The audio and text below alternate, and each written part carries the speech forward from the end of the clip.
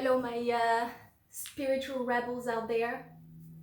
Um, I am woman. Uh, a new dawn has come. You know, the new earth is here. Heaven is here and now. Uh, One way to affirm this is by finally speaking your truth and stop enabling the fear and agonies, energies that you've been surrounding yourself with. And as you finally do this, all hell is going to break loose. People are going to expose themselves naturally, effortlessly. So you have to, again, this is why the cocoon stage is very important. Solitude and celibacy are the foundation on how you sustain this best version of yourself. So this stage, I'm gonna make a part one of this phase and a part two. The part one I will read and speak my truth, and the part two I will expose. You know, um, what how what to expect when you do this. So bear with me as I do this. I'm gonna read. I'm gonna read and speak my truth finally. Here goes.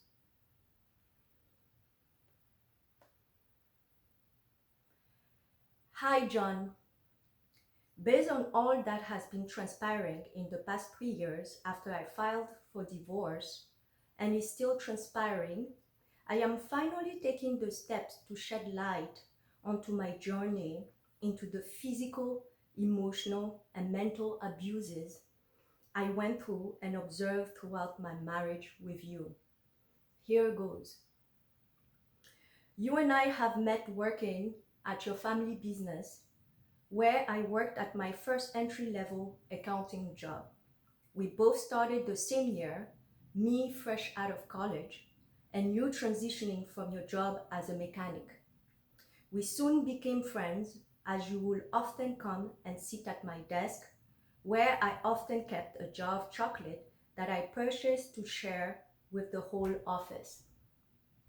You will often come to show me your racing videos and chat with me regarding things you've learned on Benin. As our friendship was getting deeper and we decided to take things to the next level and started dating. We kept this information hidden from the office, not wanting our intimate relationship to affect our work environment.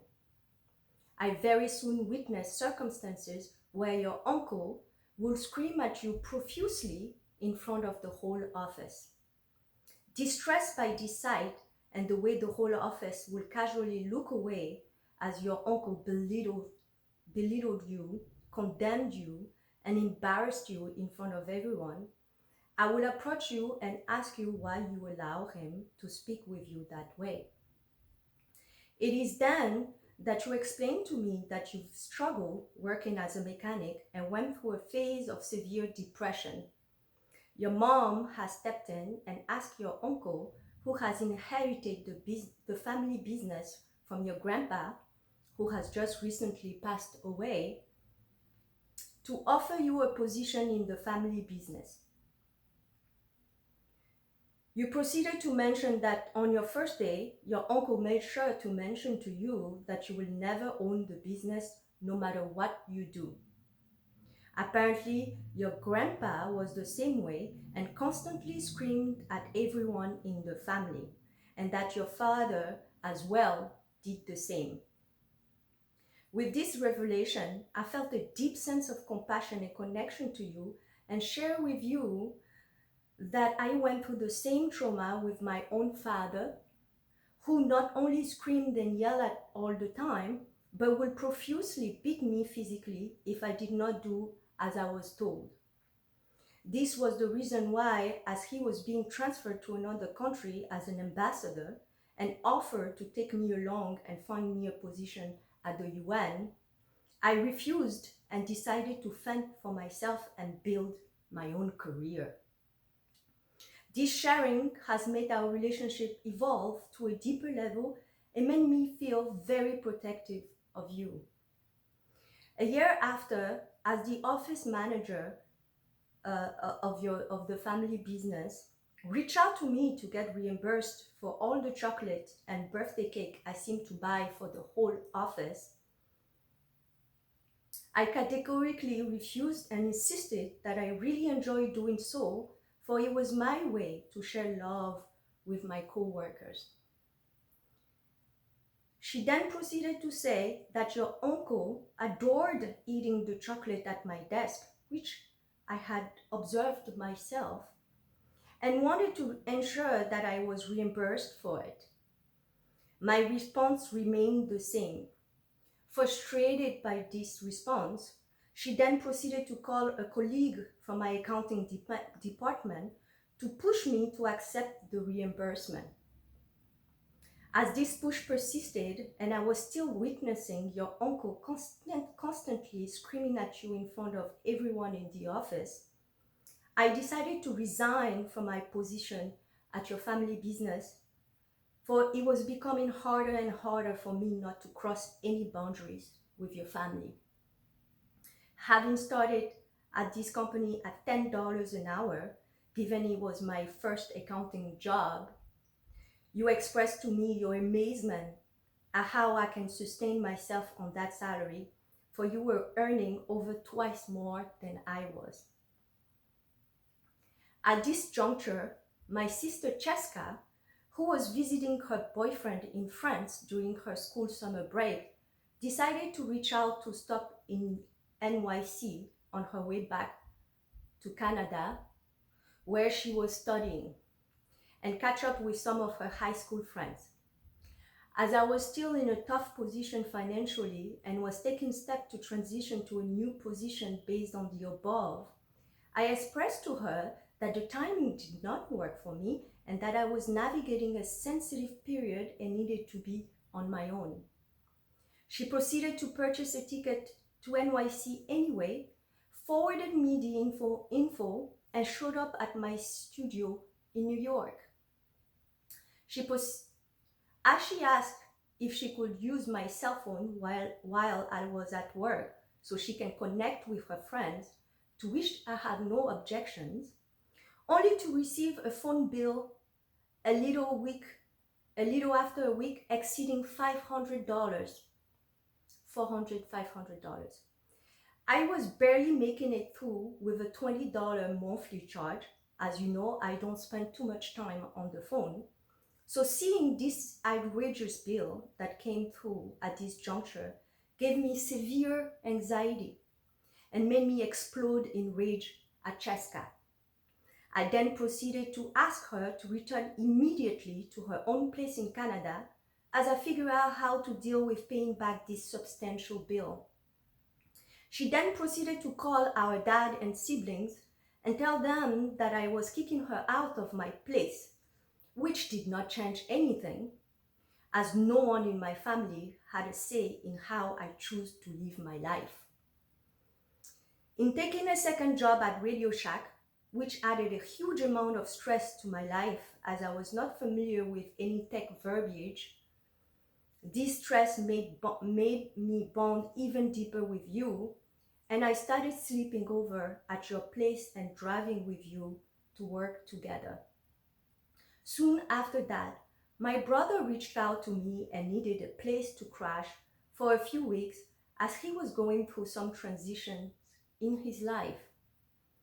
As you and I were basically living together, I had no objection to this and gave him the key to my place in the city. It is then that I started observing your constant masturbation habits in watching porn profusely.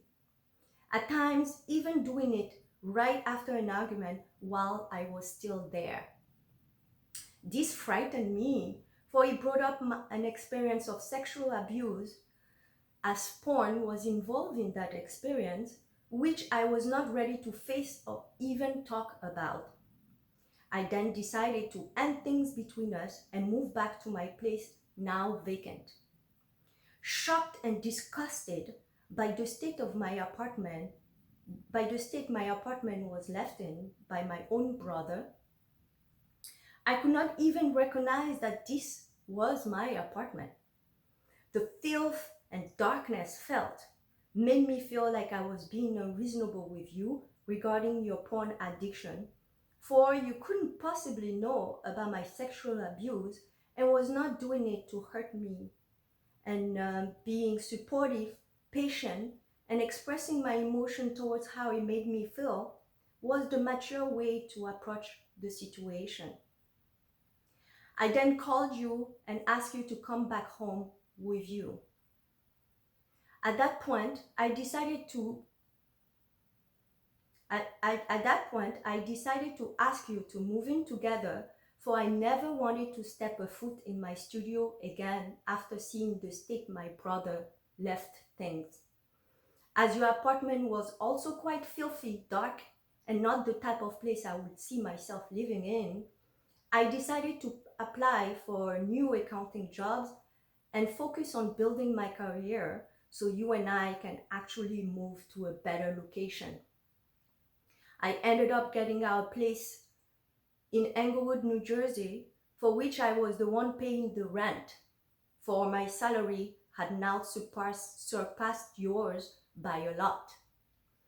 In 2008, I had landed a job at a hedge fund, was earning a great salary, and was expressing to you my goal of stabilizing myself in the hedge fund world and have them sponsor me, for my diplomatic visa was soon expiring, and I felt limited in aggressively navigating my career. It is then that you mentioned that you wouldn't mind marrying me as well. To my shock at this statement, as I never wanted to get married, you stated that you truly cared for me and wouldn't mind marrying me, to which I proceeded to tell you that although I loved you, I was not yet in love with you. You stated the same thing, and we proceeded in opening up to each other about the only time we fell in love, and it ended up hurting us deeply. You with your first girlfriend in college who ended up leaving you for her ex, and me with my first boyfriend who was incapable of staying loyal and always was trying to find someone better than me. You proceeded to say that falling in love will come at a later time, and as long as we care for each other and focus on developing our friendship, love should follow. Soon after that, we were invited to your family friend's wedding on Block Island, and in witnessing how their friendship blossomed into a beautiful love, witnessed by us all, I proceeded to then ask you to marry me there and then, for you and I seem to be looking for the same thing in love: safety and stability. You were the only man that allowed me to pay for dinner on our first 3 dates, which showed me that your manhood was not dependent on paying things for me or taking care of me financially. You were the only man who was comfortable with me keeping my own name if we get married, and our kids taking both our last name, for you had both your parents' last names.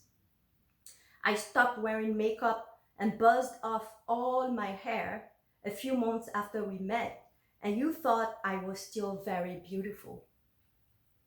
You were not dependent on me financially like my family was, knew that you will retire from your family business, and had your own hobbies in racing. I felt free to navigate my career as I saw fit on my end without your input. Our collaboration was sound and you checked all my boxes. Although neither one of us was in love with the other, we cared and loved each other dearly and were willing to build a life together as a team.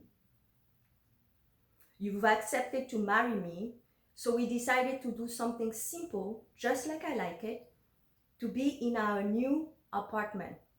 I proposed to you in May 2008, And in July 2008, we got married in our apartment in New Jersey.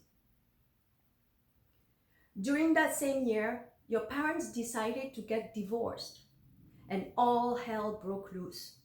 Your mom started talking about how your dad has cheated on her throughout their marriage and ensured that to turn everyone against him.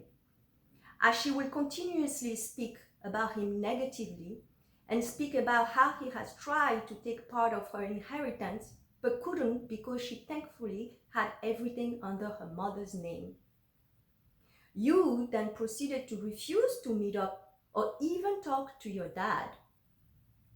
To my insistence, after observing the unfairness and backstabbing behavior from your mother in alienating all family friends from your dad, and seeing how he was updating his will and constantly trying to reach out to you, you've accepted to do so. Prior to this, you and I got in a huge argument about it because I was trying to convey to you that relationships were more complicated than they appear, and that it was extremely unfair to not give your dad an opportunity to share his perspective on the matter. Your mother would constantly talk about how she was forced by her own father to marry your dad prior to them moving in together. And as she was very frightened by her father, because he was very emotionally abusive with her, constantly screaming at her, which created severe anxiety in her growing up.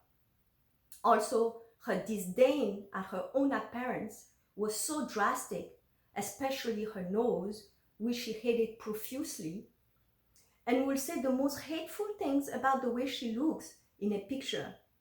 Those should be facts to take into account for who really will be attracted to anyone who hated themselves so. Thankfully, you gave your dad a chance and reconnected with him. This act comforted me and made me feel like I made the right choice. Having witnessed my own mother's suicide based on the chaotic relationship she had with my own father, made me view a divorce as a healthy alternative. At least both your parents were alive, and that should be greatly appreciated even if you do not understand their perspective. It is then that I started noticing your mother's obnoxious, judgmental, manipulative, and very controlling behaviors, starting from telling us that she would like us to have an official wedding party as an official introduction to the rest of the family. She then proceeded to state that she would pay for the whole thing, to which neither one of us had any objections. Her insistence in shopping for the wedding invites with me while you were racing was the first instance of this. After over an hour of looking at invites and having chosen several options, it became clear to me that my decision was not what mattered to her, but instead the story she will be telling everyone about how her and I went about to choose invites. Exhausted and famished, I then exploded and told her that I was not interested in superficially selecting an invite because she was bored out of her fucking mind and had nothing going on in her own life. I waited for you to return home that day, went to Staples, printed our own invites, and mailed them for less than $50. After that, I have decided that a boat will be ideal as a location for our celebration. And as you and I started to plan for the catering, she obnoxiously started telling me that having tacos at a wedding was very bar mitzvah.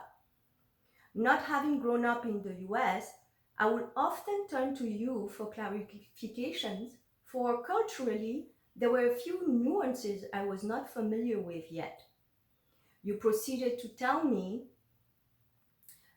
that it was her way to state that it was of poor taste.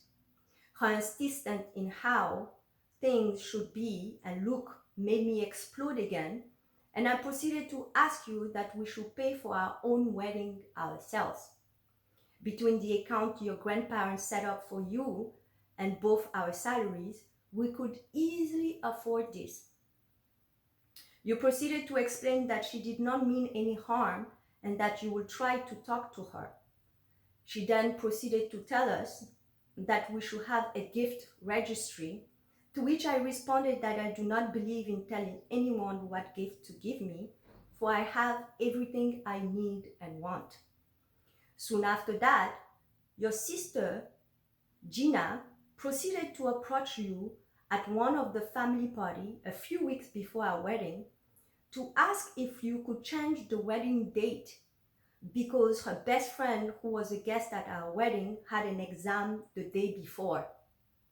Outraged by the fact that she can even ask such a thing, and you will consider it by asking me if we could accommodate her, I exploded again and pointed out to you that my father and most of my family could not attend, and it was unacceptable that your mother and sister feel like they were entitled in having a say on how we celebrate our special day.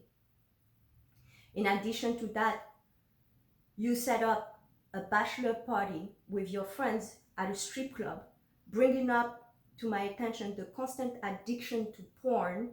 So I decided to instead distract myself by spending the whole day on my own at the movies. Upon returning home, I walked in on you watching porn again while masturbating. At that point, this issue was becoming very frequent and was constantly triggering my sexual abuse. Your mother would constantly talk about how I spoke French and my dad was a diplomat, and would proceed to tell everyone about the death of my mom, which was shared with her in private. I was now starting to understand why you have decided to marry me. Everyone would keep saying to us how shocked they were that you were getting married before your sister Gina. And it is then that I realized the silent competition between you and your sister for your mom's approval. Your mom will bring up at every conversation the fact that my dad was a diplomat and an ambassador. The fact that I was from Benin, which appeared to be very exotic, and we keep bringing up to people's attention how French was my native language. I was starting to understand why you were always checking out how much the bilingual private school I attended cost, and would tell me that yours cost a lot more. Just like your mom, you will keep bringing me up in every conversation at every family gathering, to which I express my extreme disdain for growing up in Benin and being a mixed kid. I was always the center of attention, although I suffered extreme abuses from my father, who hid behind a powerful position as a diplomat and a man, and pretended to be affluent, although we lived in lack and neglect. You will proceed in saying that you and your mom only did it to show appreciation, even though it seriously triggered some childhood traumas on my end. I decided then to take you to Benin for our honeymoon so you can truly understand how, despite the severe environment of lack and discrimination I grew up in, I was still able to forge myself to be the woman that I am. To my contentment, your mom decided to tag along with your sister. I was excited to finally reveal to you all the very scary environment I grew up in. In getting rid of my studio in NYC prior to the wedding, I decided to use the security deposit to purchase tickets for both my sisters to come along with us in Benin, to which you insisted that we should keep the money to ourselves and that my sisters should figure out on their own how to tag along. Shocked by this statement, I pointed out to you that they were both students on scholarships and could not afford to do so. You then proceeded to say that my dad should then pay for it, to which I stated that my dad could not afford to, and reminded you the stories I told you about the lack and neglect I grew up with. After our trip to Benin, what I have been trying to share with you became evident, and you experienced firsthand everything I shared with you. My sisters then asked your sister Gina about what she thought about me as a new addition to your family, to which she proceeded to say that she thought I was very mean to you.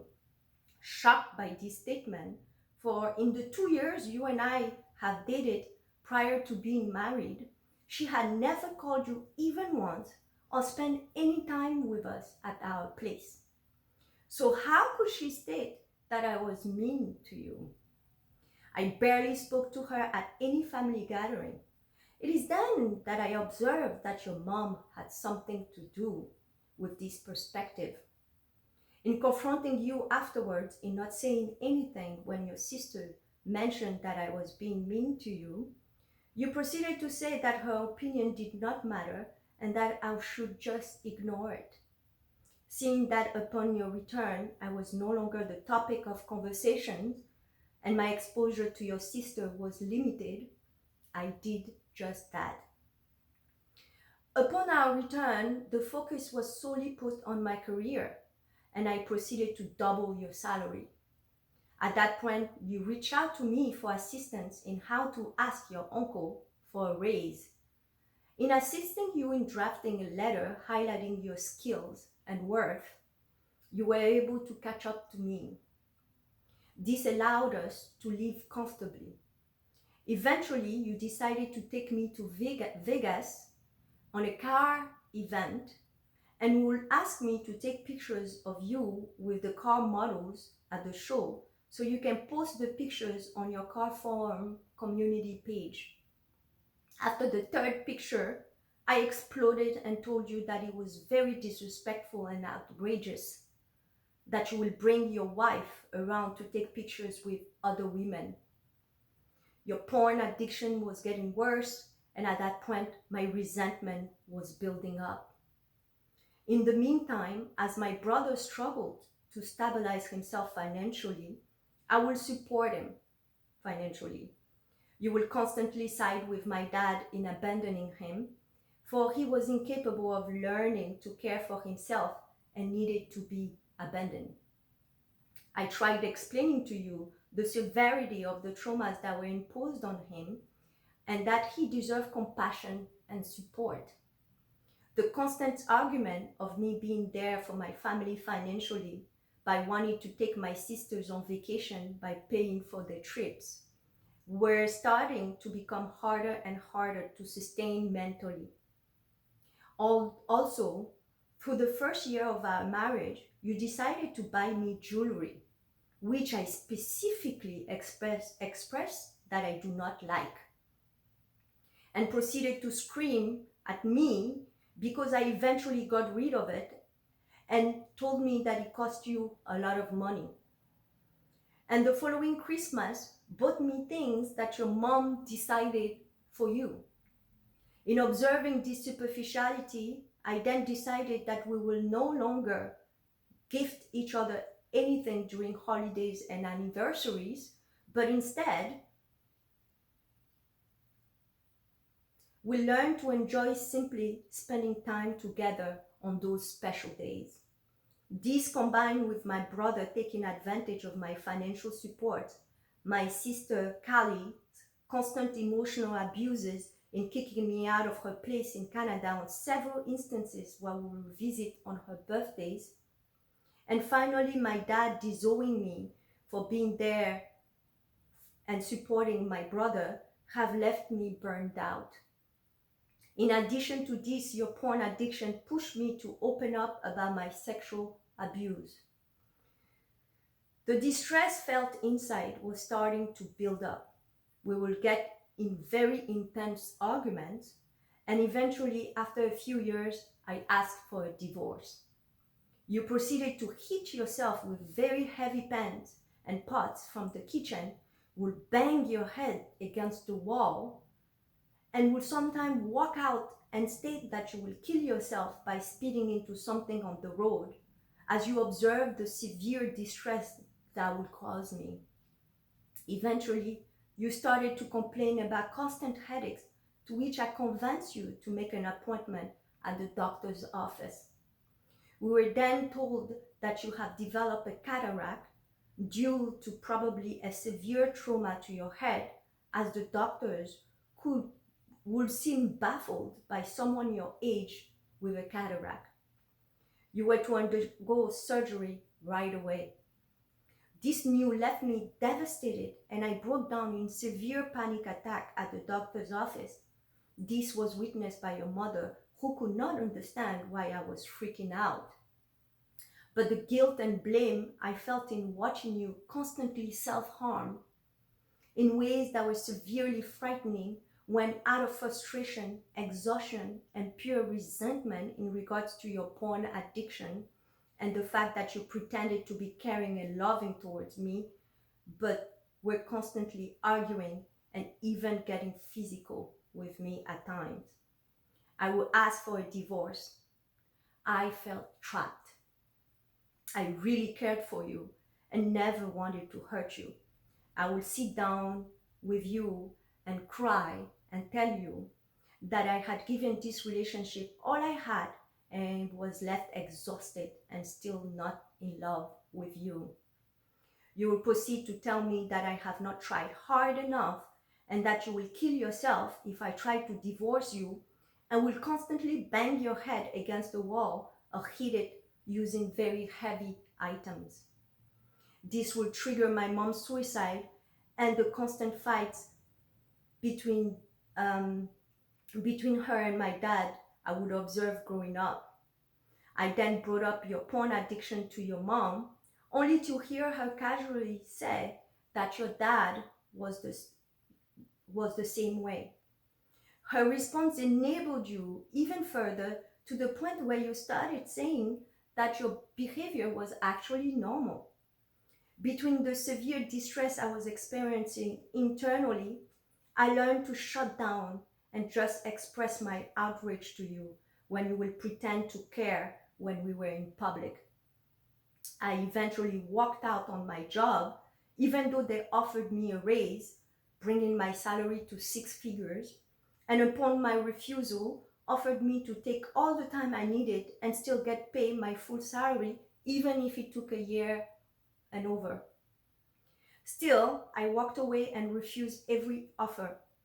As we were arguing about it, because somehow you felt like I should have consulted you prior to making such a decision, I proceeded to tell you that your inability to understand how my dad disowned me, the abuse